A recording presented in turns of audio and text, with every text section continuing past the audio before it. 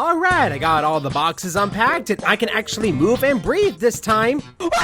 But of course, with the usual sense of emptiness and I'm twice as horny. But hey, enough of that. I got a game to review. Finally, after all this time, I get to make another game take. I wonder what my viewers want me to review this time. You could at least have been considerate and picked nothing.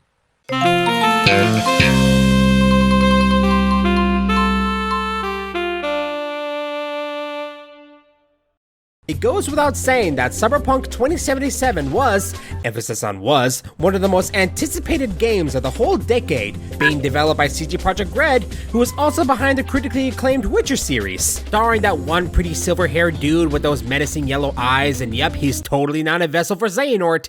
You'd like a reward, I suppose. Indeed. I myself have yet to actually try any of the Witcher games, but I know this is a very beloved series to many, and it's probably what made CD Projekt Red a thing. 3 titles as far as I'm aware, a Netflix show, which I'm 5 episodes in, it's pretty cool. And I keep forgetting that there was a card game? I actually don't know what else CDPR has under their belt, either because I'm just a normie, or they actually have nothing else. I think there were books too. Which came first, the book or the games? But these dudes have struck their gold and gained quite a reputation with the Witcher series, so, I mean, why not keep going? Not with the Witcher, of course, thankfully. I'm already getting enough franchise fatigue with Sonic. 2012 rolls around, we get a creepy lady with spider hands that's about to meet Jesus. Not before we find out it's actually a trailer for a new ambitious title called Cyberpunk 2077. Everyone got wet and hyperfixated over the news, and CD Projekt Red finally got all of our attentions, including mine. One thing you should know about me before we go further down the rabbit hole is that I actually stayed away from any sort of news about this game.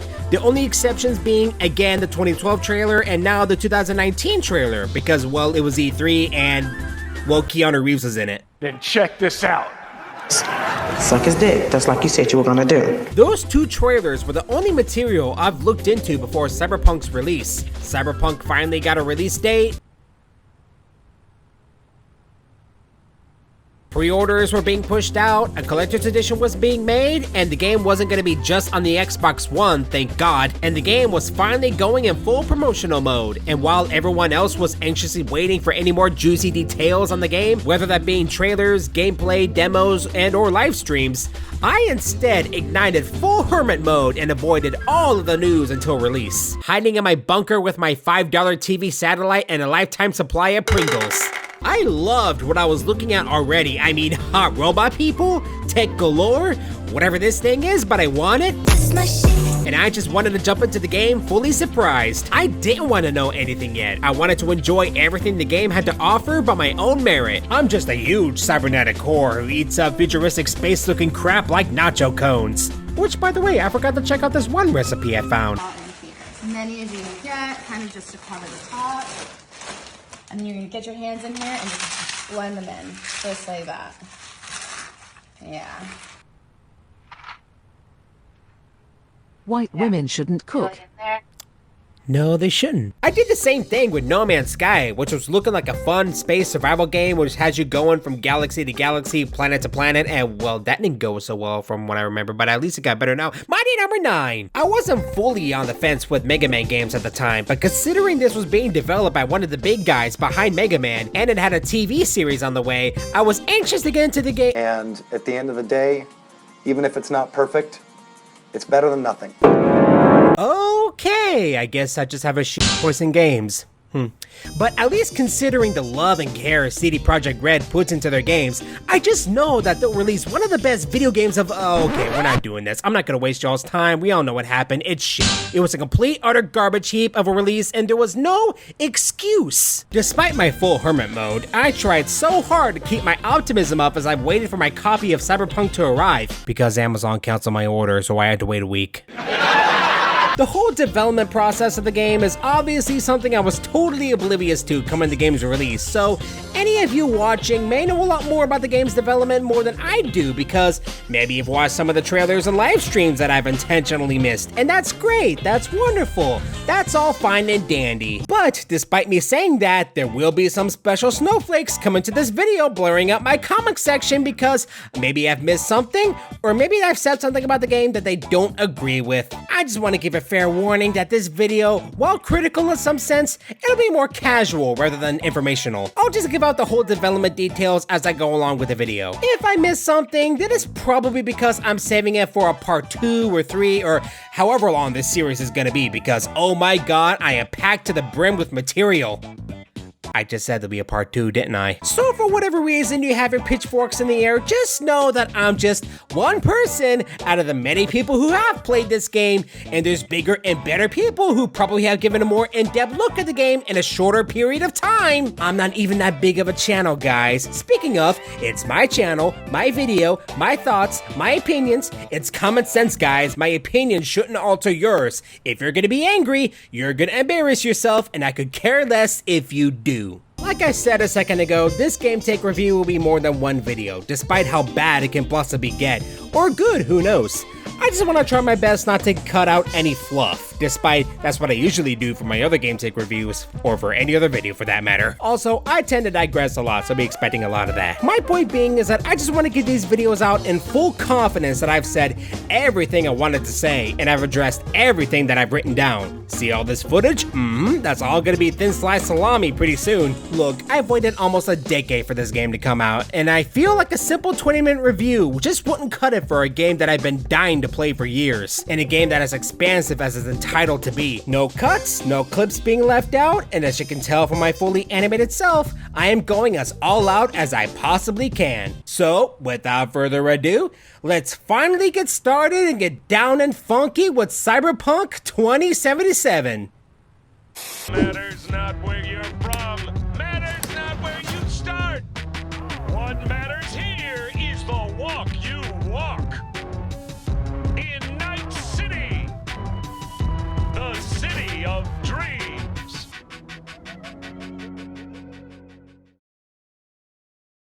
So what kind of world are we getting ourselves into? Well, this is a grotesque future where the worst case scenario has come to light and businesses eventually grasp more power and authority than the actual governments themselves around the years 1990 and 2016, leading to not only catastrophic warfare, but rebellion and eventual collapse of the United States. Yes, I know war crime stories are dull and boring at this point, but please stick with me. Two of the more powerful corporations that's been butting heads for decades go by Militech, a major weapons contractor, and Arasaka, focusing on providing corporate security and manufacturing. Now, not only were these two the bigger powerhouses, but there were also the two corpos that were behind more of the life-threatening wars back in the day that people seem to want to forget by now, no matter how many times I bat them in the head. Wait, hold on. Wait, she's got a pulse. I'll fix that. Now, corporate wars, post-wars, and unification wars later, we jump to the year 2077. We find ourselves in a bustling empire called Night City. Cybernetic enhancement is not only the norm here, but it's also necessary if you want to just plain survive. A vibrant, beautiful, and technology-advanced city filled with crime, injustice, cyber people, absolutely no traffic laws. Saw that? I think I did good. Oh no. Guns galore, those rubber swords my uncle keeps in his closet, and ads everywhere you turn, some being more subtle than others. This is me before my job, this is me after my job. I love my job. The game stars our main home slice V, an edge runner, a fancy word for a mercenary, who just simply wants to be the very best like no one ever was in Night City. What's that? Hey you! Yeah, you! Shut up with that! Yeah, I'm talking to you! You quit that! We're not playing frickin' Pokemon! I think it's stinky! Yeah, you heard me! Yeah, get out of here! I didn't invite you here! Hey, what is it? What's up with the bottle? Wait, what's in the bottle? Hey, what are we doing with my shirt? Oh, This V is complete with bi-wrap hair and coral blue No. 2 semi-gloss lipstick. This is my V, y'all. Say hello. Well-rounded coconuts. Everything else about this empty husk of a person is up to us to splat our dull, inferior personalities onto them. Yet despite that, V, the cooler me, ain't no pushover in the slightest, and kind of a jackass. Born and raised in Night City, it could possibly be dreaming of world domination. V just wants to become a name to remember in this hellhole of a city, a legend known by all, to leave their mark on the world. and damn it, they'll take that opportunity by achieving the utmost impossible. Doesn't matter where in this spectrum, as long as it's to the right. But all everyone and you viewers are gonna mostly care about though is that the world is filled with hot robot people, pretty colors, and robot powers. And to be completely honest, that's all you pretty much need to know about the game before jumping in. The premise is there, but the lore is too for those who are paying attention to whatever is going on. Now there's also something else I forgot to bring up. It was something on the tip of my tongue that, oh yeah, I forgot. I'm playing on the PS4. Well, the PS4 Pro to be exact. Sorry if this seems like I'm stalling, but this is something really important to bring up because your enjoyment of Cyberpunk 2077 really depends on the platforms you're playing on. But what Cyberpunk 2077 is, or what it's supposed to be, one of the most massive and most powerful PC games ever known to man that will, yes, dim down the graphics and the people walking around a frick ton on consoles, but at least the ports will have the same substance on every other category. Same story, same quests, same items, same guns, same hotties. A game that was supposed to be the best PC game ever made that can also be enjoyed by us console peasants. Or at least that's how the game was marketed to be. And in fact... What? What am I doing? Where is he going? I call that freedom. Where is he going? I made it. So it goes without saying that the PC version is the way to go if you're planning on giving the game a whirl, even with its fair share of problems. But watch out if you're planning on playing the game on, well, now past-gen consoles. The bugs and glitches are even worse. The game will randomly stop working and literally anything else can happen. And I do mean anything can happen. I mean, this game is so broken out the wazoo that anything can be broken just because, I don't know, it's a Sunday morning and it feels like it. And you'll just be thrown on a scale anywhere from to... Like weapon description HUDs will stay put and will never go away. This dialogue box won't shove off. Some of your hits won't even register. Not even the buttons will register. You see me driving here, but I'm actually trying to change the camera view with the D-pad.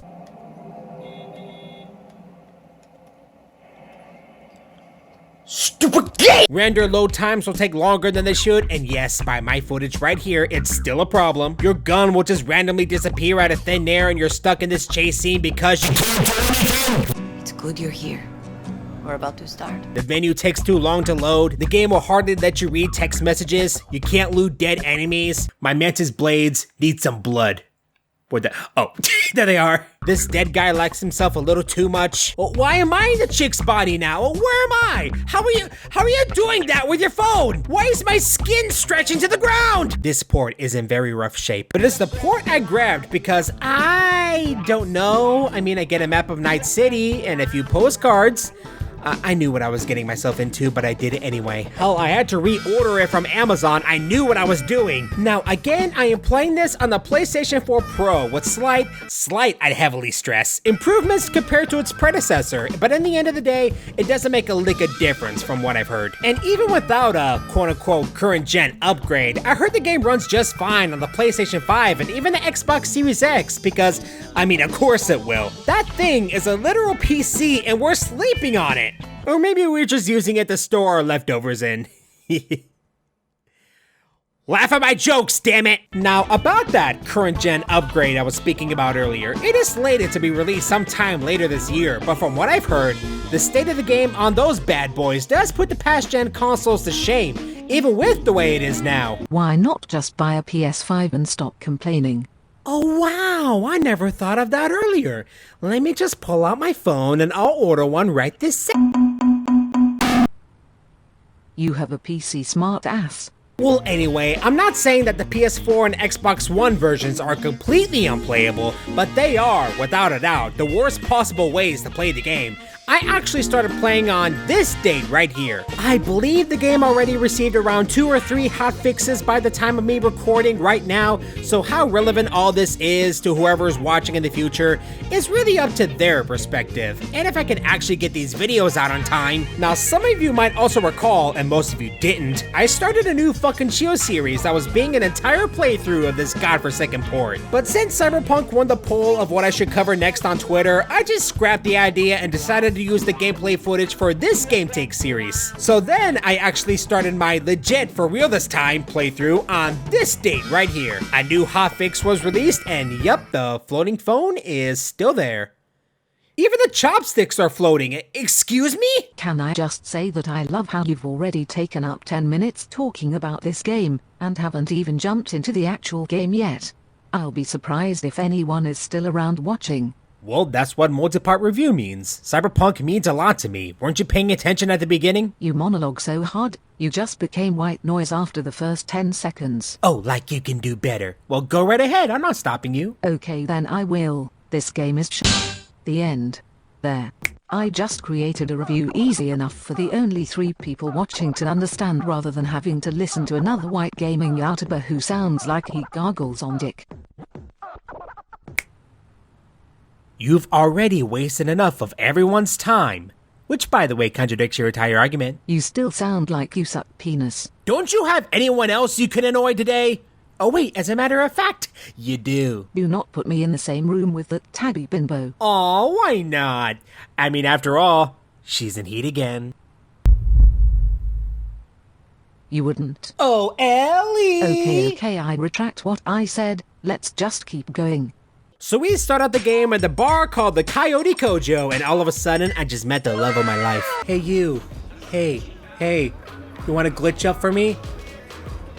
Show me that. Oh, hi. Just phased right through me then. But really though, this is where I just circled around the bar looking for totally not random bugs or glitches lying around, just preparing myself for what I'm about to witness and getting super duper omega ultra thirsty all over again. Look, I ain't gonna explain myself, y'all know what I'm all about. Circling around the peeps and interesting folk the world of Cyberpunk has to offer while heading upstairs to talk to this guy. I forgot your name and oh well, his name is down here anyway. I could look it up while I'm recording, but I'm lazy. Big Joe right next to me pulls out a burger out of thin air and just eats, well, a whole lot of that same spot. The whole reason why I even went up here is because my good friend, beyond handsome and woefully charismatic Pepe is in deep crap with this dude. And because I would totally murder the world for you, I decided to head upstairs for a gig to clear his debt. Surely enough, he does go easy on me, or at least I hope he did. Thick boy is just staring at me the whole time and he still eats a whole lot of nothing. He gives me a job to steal a very highly advanced car that I honestly forgot why he wanted the darn thing in the first place. It's been a while. I could just open Premiere Pro and just watch the past footage, but I'm lazy. Kirk's letting it go. Leaving you be. I'm not though. You fucking owe me big. Vic, you're saving my life. I mean that. I do, however, have a way you can repay me, like right now. Just take me to the kitchen, pull down your pants, and stuff me with that fat. And we are on our way for an adventure outside. And so far, so good. The game isn't that terrible. This place does look like a bar set in the cybernetic future. Pepe and Kirk are nicely animated. I barely noticed any repeating idle animations if there were any. Actually, let me use this topic as a tangent. Usually in other open world games, the character will just have like 3 to 4 idle animations while they're just standing around or when you're talking to them. Some major characters do have some unique mocap animations depending on the quest or the situation. You know, kind of making the scenario more important or unique, getting you to pay attention to their movements. Outside of them just, you know, just leaning their head up, then down, shaking sometimes, moving their arms just a tad bit so they don't have to pay the mocap actors a whole lot. I hope you're getting what I'm trying to say. You do notice their animation loops after a while, and it gets, well, I wouldn't say weird, but less alive and hardly expressive? Have you seen Ratchet and Clank? The PS2 era had some of the most expressive and cartoony animations that's always a blast to watch, and I personally think it still holds up pretty well today. Sure, it may look butt ugly now, sure, whatever you say, I ain't gonna listen to you, but look at the PS4 remake! Hey, I'm Starlene. Are you here for the race? You know it. Enthusiasm. I like it. I am Clank. This is Ratchet. Your uncle received your infobot and asked us to assist you. You collect brains as a hobby? I'm gonna go out on a limb here and say you're single. In comparison, yeah, I mean, it's shiny and a lot more pretty, but everyone has like 2 idle animations and whoa ho ho, better not move too much there, you'll set the bone tool on fire! I digress, but anyway, here in Cyberpunk, everyone has some unique animations as they talk or while you talk to them over the phone. Kirk with his static yet chill movements, he talks and acts like a mafia boss. Pepe is leaning against the table with a troubled mind and reacted as I spoke to him. And you'll notice plenty of other character animations later down the line. I can confirm over over 50 hours into this game, characters are neatly animated and very diverse, and it makes them more alive and vibrant and full of personality. And wait, did I mention I am over 50 hours into the game? Well, in case if I didn't, here you go, you cucks. Anywho, where was I? Oh yeah, we were outside seeing a levitating phone and a hooker. Also, this is what was starting to make me worry a bit again. I thought if the rendering distance was gonna be this bad, imagine how bad driving in this game could be. Wait, did I just fade in? It did just phase in. Well, not as bad as Pokemon Sword and Shield though. As we head further down, we come across Padre, who gives me a ride to my destination, and already I am regretting my decision. And yep, I am sure regretting everything. Look V, I know you're a tough cookie who does this type of thing like Northerners going to work during the blizzard, but I'm the type of guy who calls out if it's snowing. Mostly because no one in Alabama knows how to drive. Anywho, riding with someone I just met in a criminal world like Cyberpunk was already sending me a whole bunch of red flags. Despite Padre's good intentions, I think he actually runs the local gang around here, being the Valentinos, I think. But what I do know is that he's one of the many fixers we get acquainted with in the game. Fixers being the dudes we get the hitman jobs from. You know, if a mercenary is looking for a quick buck in exchange for someone becoming a bullet sponge. Yet another car ride where we didn't get shot in the face, or at least almost didn't. So V gets to live another day, and off to steal a high-tech car we go. For reasons I still don't know. Look at this gloss. Ooh, man. Oh, is this it? Oh, is this the VIP? Is this it? Let me just check on my options, dude. Or you could get this Jaguar that comes built in with a 4-cylinder turbo engine that comes built in with 5 coffee makers and a built-in whore for those rough drives at night. Or how about this? Why does it have 2 wheels at the front? How would that even work? This thing that comes with the latest in braking technology with a lifelong battery policy and a 4-wheel why am I talking like I know car specs? Because I don't. Or how about this guy that has the same specs as a sports car and comes with a lifetime supply of candy, a popsicle. Actually, we're gonna move away from this one. Or how about this truck? It's a truck. Oh, look at this. Ooh, this pretty neat, pretty hot. Speaking of hotness, hello! Welcome to JorGoGo, where my overall horniness is my only source of comedy. I quit. You know what? With Jackie pointing a gun at me like he isn't afraid to snuff out another life, he didn't even bother to shoot me. He could blatantly see I was trying to drive away, but nope, he just tries to yank me out of there.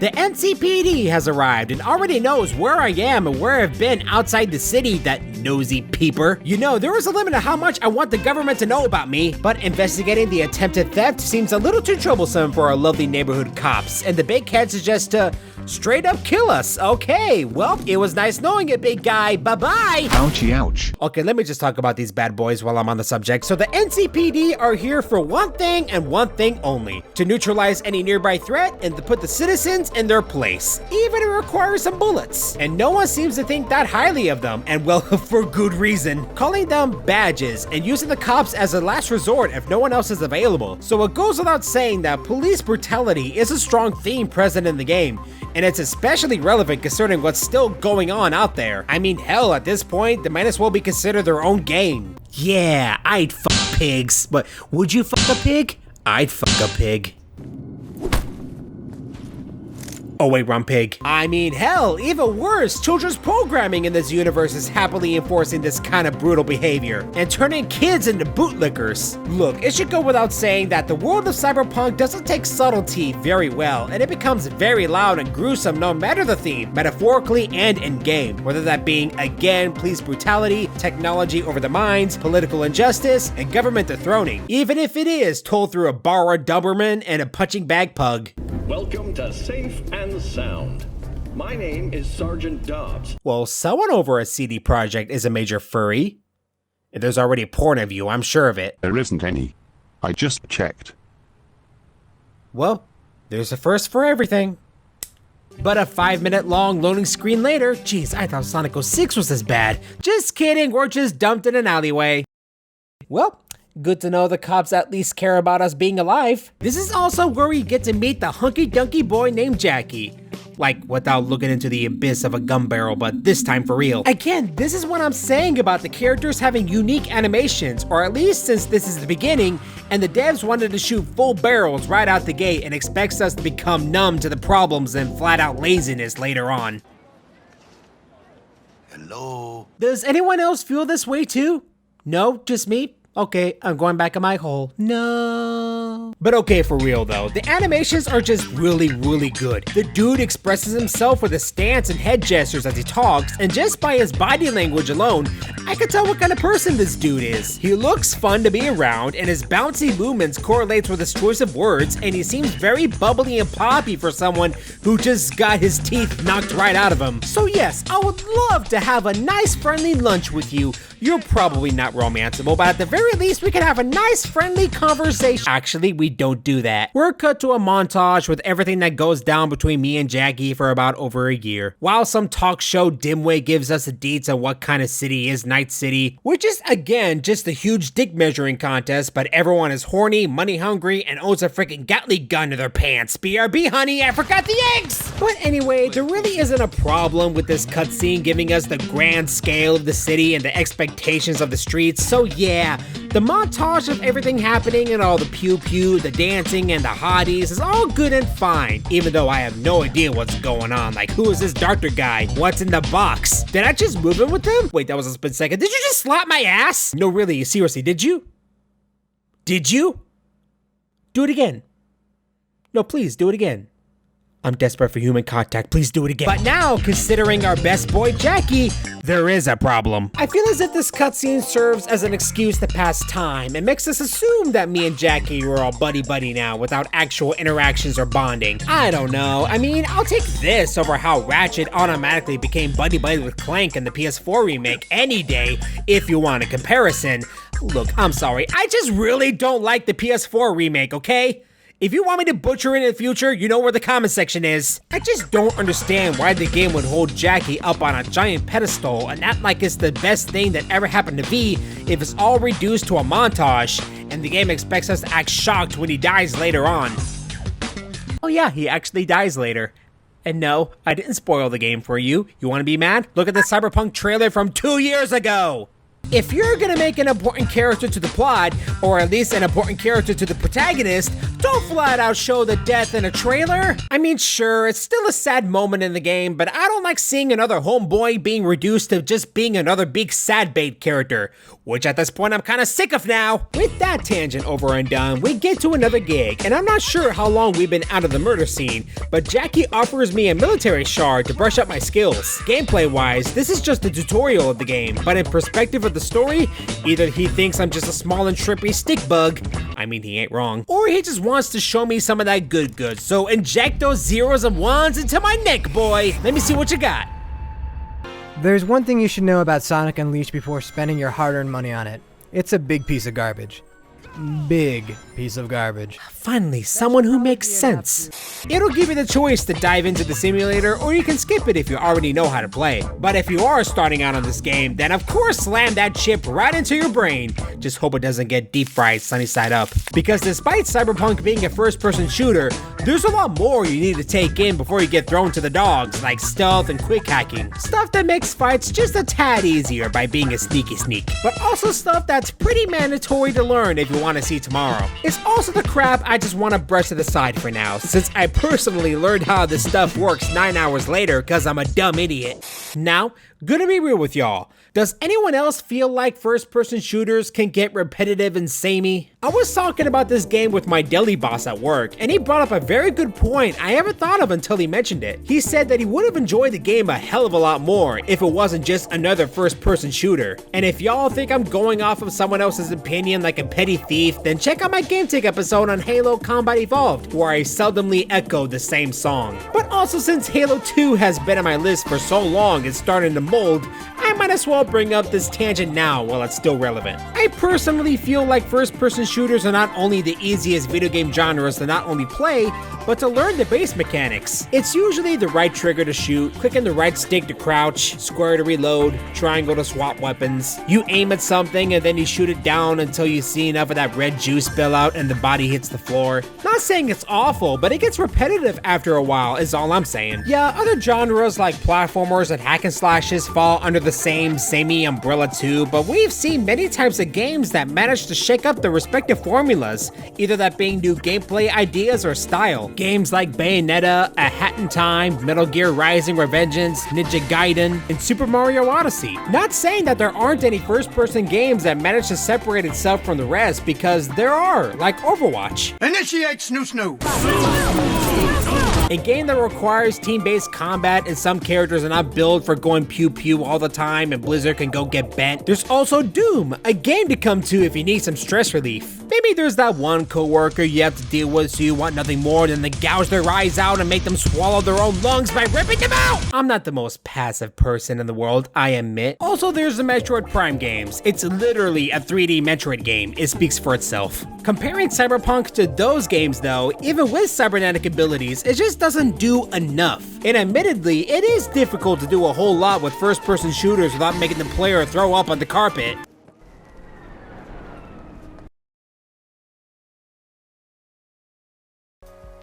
Then again, this game just doesn't do a whole lot, period. You get an open world to explore, side quests to do, and pretty guns that kill people. To add the whipped cream to the cake, after playing many other open world adventure games like Fallout 3 and 4, Skyrim, Horizon Zero Dawn, Final Fantasy 15, No Man's Sky, and Fable, just to name a few, it is pretty much my fault for resorting to these types of games all the time. Games are expensive, okay? I just want to make sure those $60 are spent on something I can play for a few months. I feel like Cyberpunk could really benefit from some added polish. Well, what I mean by that is style. We all know it needs polish. A sense of recognition in the FPS genre, because one, there's hardly any FPS games with a cool sense of identity, and two, this is Cyberpunk 2077. Yeah, sure, we all knew what kind of game we were getting ourselves into, but maybe as CD Projekt Red is fixing the game, maybe this issue could be patched up a bit, or at least give us a third-person camera option for God's sake. I mean, there is a third-person mod for y'all PC mongrels, but it is hella messy. Let's head over there and see how this turns out entirely in third person. Gonna go into... Whoa! Oh, no! Oh, brother! That looks so wrong on so many levels. Now, the reason why it's strictly a first-person game is so that we, the players, could fully immerse ourselves onto V. We're talking to the citizens, we're taking all the pretty colors and the boobies, we're the one doing the killing, and I'll be completely honest, most of the cutscenes in the game do require the first-person perspective to achieve the full immersion because the game does take advantage of the characters' animations and unique story sequences. And because the game bounces from cutscene to gameplay so immensely, I don't think it would have much of an impact if it was in third person, or at least it would be really janky going back and forth. But at the same time, you know, I'm just saying, then what is the point of dressing V up with all these stylish threads if we can't even see them? What's the point of all these cool cybernetic abilities if we can hardly see it happening? I want to see this happening, not two butter knives strapped to my arms and the game expects our imaginations to do the work. Again, Cyberpunk could benefit from being something else other than a first-person shooter. At the very least, give us a third-person option. Let me see my cute hair and lipstick, please. Okay, Edge Studio says I've reached my 30-minute limit, so I guess this is a good place to cut off part 1. The next episode of the Cyberpunk 2077 review will be out on a future date, so hit that big fat red button and ring that bell too, so that you'll be notified when that episode comes out, along with all my other crap. Be sure to join the JorGoGo Discord if you want to just hang out with me and the rest of the gang, or it could be just the 20th server you join. You do you. The infinite link is in the description. You can also check out my social media such as Twitter and Instagram. I don't think my Facebook page is alive anymore. I just really don't like Facebook. Or if you want to go the extra mile in supporting me, I have a Patreon and a TeePublic store. Nothing special, but merch nonetheless. Every link to what I just said will be all down below. So I ain't gonna waste y'all's time any longer, so be cool, be wild, and be groovy. Love y'all. See ya in part 2.